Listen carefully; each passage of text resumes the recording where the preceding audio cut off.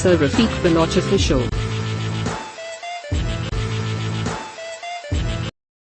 बिस्मिल्लाहिर्रहमानिर्रहीम। मैं हूँ रफ़ीक बलोच, आप देख रहे हैं रफ़ीक बलोच ऑफिशियल यूट्यूब चैनल।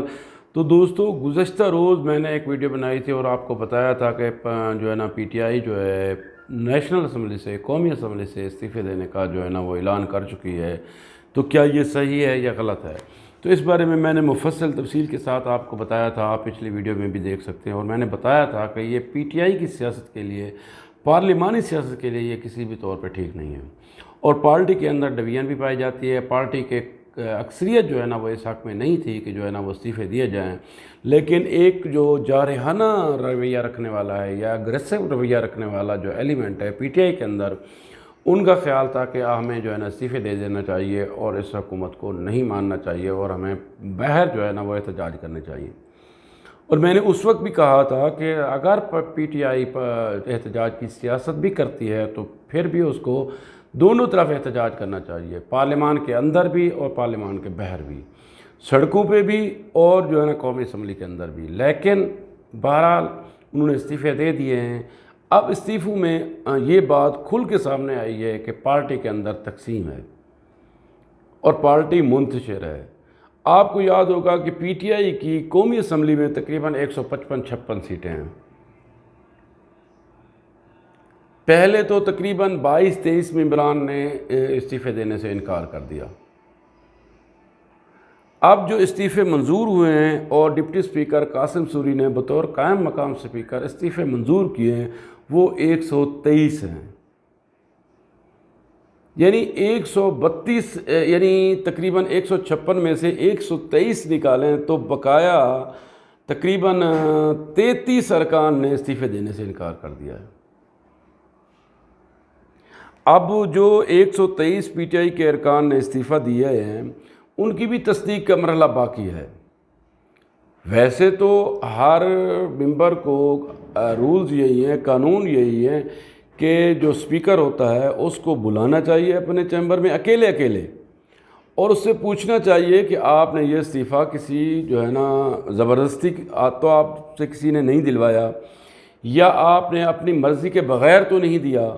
जब वो अब ये बरमला कह दे कि मैंने इस्तीफ़ा अपनी मर्ज़ी से दे जाए और मेरा इस्तीफ़ा मंजूर कर लिया जाए, तब वो स्पीकर का फ़र्ज़ बनता है, स्पीकर का हक़ है कि वो उसको इलेक्शन कमीशन की तरफ फॉरवर्ड करे।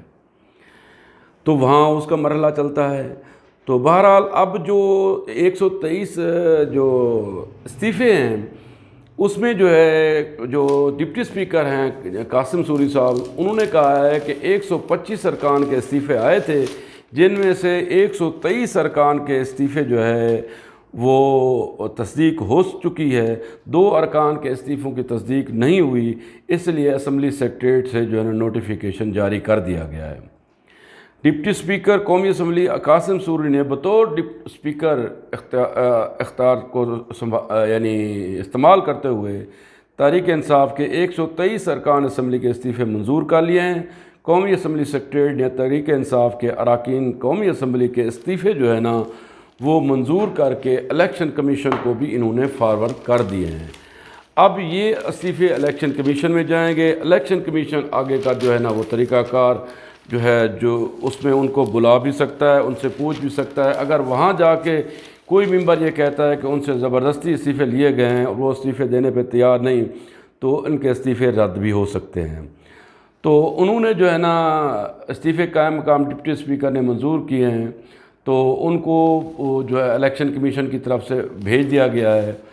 अब उनकी मज़ीद कार्रवाई वहाँ जो है ना होगी और कौमी असम्बली से जो है ना जो अरकान ने इस्तीफ़े दिए हैं उनमें से कुछ अरकान ऐसे भी हैं जिन्होंने इस्तीफ़े देने से इनकार किया है। ख़ुद नोटिफिकेशन जो जारी किया गया है वो 123 मेंबरान का है और 125 मेंबरान के इस्तीफ़े मसूल हुए थे, जिनमें से 2 की तस्दीक नहीं हो सकी और 123 की तस्दीक हो चुकी है, मैंने पहले भी बताया है। और डेरा गाजी खां के 3 MNA शामिल हैं, जिनमें से 1 MNA ने इस्तीफ़ा नहीं दिया। NA 199 से ख्वाजा शिराज, जो कि अपनी हुकूमत पर एक अरसे से खफा थे मगर उन्होंने पार्टी फैसले पर अमल करते हुए अपना इस्तीफ़ा दिया था। उनके अलावा NA 191 ज़रताज गुल और NA 192 سردار محمد خان لغاری کے بھی استعفے منظور کر لیے گئے ہیں۔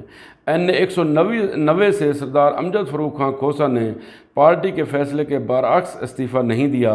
راجن پور سے ڈسٹرکٹ رپورٹر کے مطابق قومی اسمبلی کے حلقہ NA 193 راجن پور 1 سے منتخب رکن تحریک انصاف قومی اسمبلی سردار جعفر خان لغاری نے عمران خان کے فیصلے کو ماننے سے انکار کرتے ہوئے قومی اسمبلی سے مستعفی ہونے سے انکار کر دیا ہے، اور اسی طرح ذرائع سے یہ بھی معلوم ہوا ہے کہ سردار جعفر خان لغاری عنقریب مسلم لیگ نون میں شمولیت کا اعلان کر سکتے ہیں۔ تو اس طرح 123 ارکان کے استعفے جو ہے نا قومی اسمبلی کے ڈپٹی اسپیکر نے منظور کر کے ان کو جو ہے نا الیکشن کمیشن میں بھجوا دیا ہے۔ اب جو 123 ہیں ان میں پہلا حلقہ جو ہے نا وہ NA 2 ہے، جو کہ ڈاکٹر جو ہے حیدر علی خان ہے، وہاں سے لے کے آخری جو حلقہ ہے NA 256 جو PTI کے وننگ جو تھے مطلب کینڈیڈیٹ وہ نجیب ہارون کا ہیں۔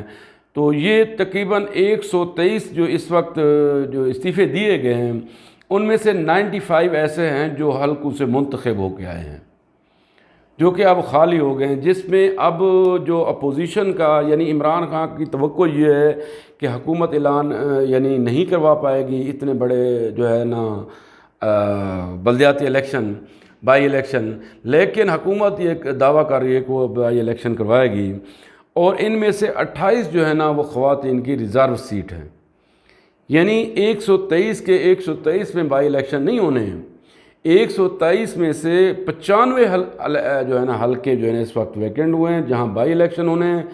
تو اب دیکھتے ہیں حکومت جو ہے نا وہاں بائی الیکشن کرواتی ہے یا جو PTI کا جیسے موقف ہے کہ وہاں جنرل الیکشن ہوں گے اور ہم جنرل الیکشن کا ماحول بنا دیں گے۔